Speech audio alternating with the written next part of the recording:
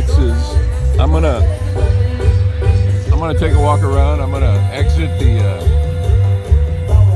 is the press section. I'm gonna exit so that I can take video for you guys. We're all waiting for Beto to arrive. This is where he's gonna be speaking.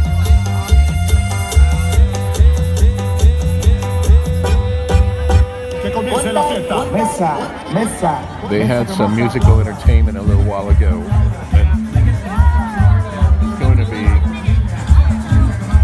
making an appearance very soon. Well, not really very soon, but anyway. And I'm sorry about that earlier. I was actually singing along. These songs that you're hearing are very much old school music that Latino people recognize.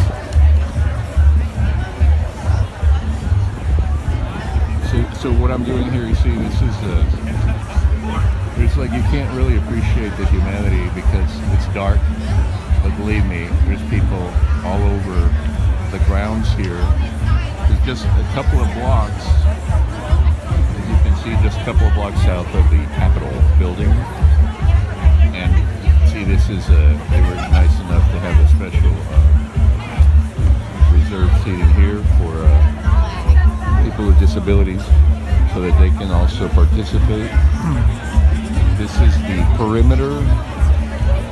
I'm not sure who has access to this particular place because this is beyond the barricades actually that there's people supporting. So these are the folks that came out. They're outside the barricades. General public, as you can see. And inside this perimeter is where, I'm not sure, these are people who have access. They're probably with the campaign or they're maybe friends, family of those who are speaking. But as you can tell, this is all the people who managed to snag pretty good seats. What brings you guys over here? Well, we were working on his campaign for Senate out of San Antonio, and we're here to vote for him again and get everyone else to. Very good. And is it okay that it's so late, or? Time doesn't. We don't sleep. You don't sleep? That's way more important. You're wired all the time, right? With this campaign type of work. Of course. We got to get the White House back. Are you excited gratified about the turnout and all that? How do you guys feel about that? Just the show of support. Well, I think we just finally have a presidential candidate who's a candidate for the people. And, I mean, it's all we can do to come out and support him. It's the least we can do for him. And you guys are very young. You're in your early 20s. We're in high school. In high school? Yeah.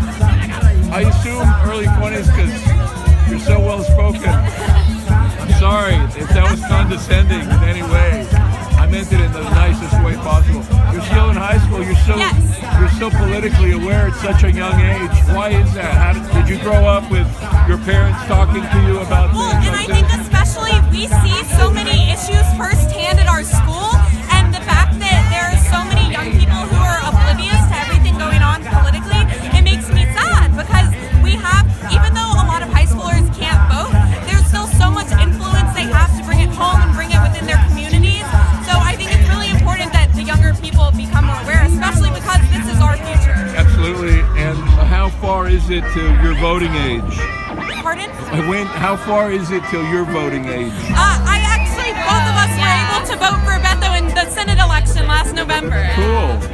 Yeah, it's a growing movement of students. So yes, absolutely. I'm sure you're scaring a lot of politicians. Thank you both for talking to me. Are you from Austin, both of you? We're from San Antonio. I'm from San Antonio as well. Cool. I live here now, but I miss San Antonio. Thank you, guys. So those are two young people.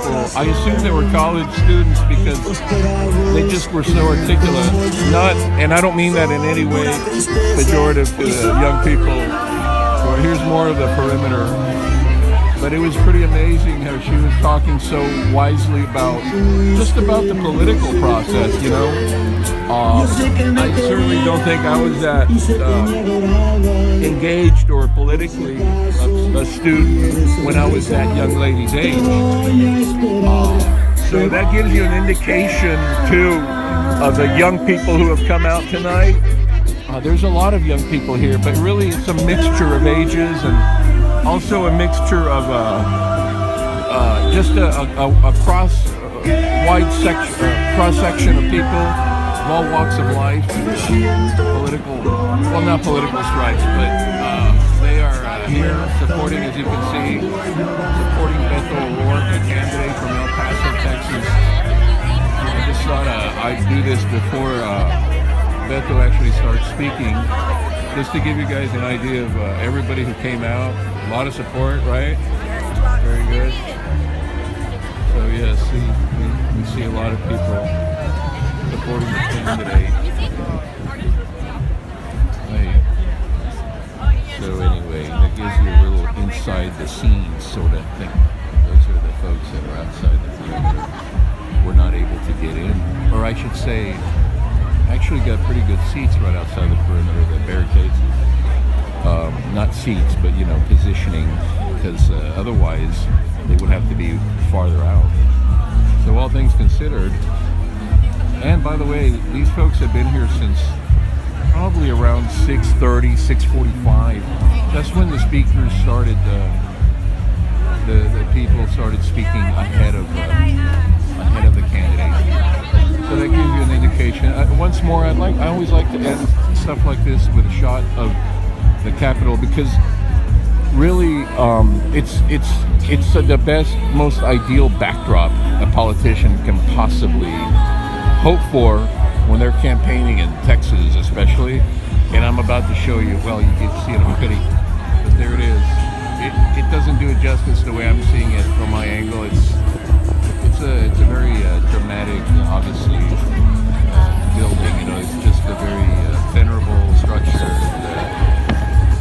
And it's the backdrop for the official launch of Beto O'Rourke's presidential campaign. So, well, why don't you join me as I go back to my safe zone, away from the crowds,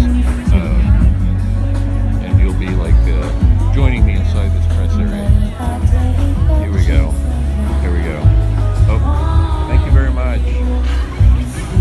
There you go. Somebody is very nice to let me in. So anyway, that's a sneak peek. We're going to come back after that, and when Beto O'Rourke himself speaks to the crowd. So thank you, and we'll be back.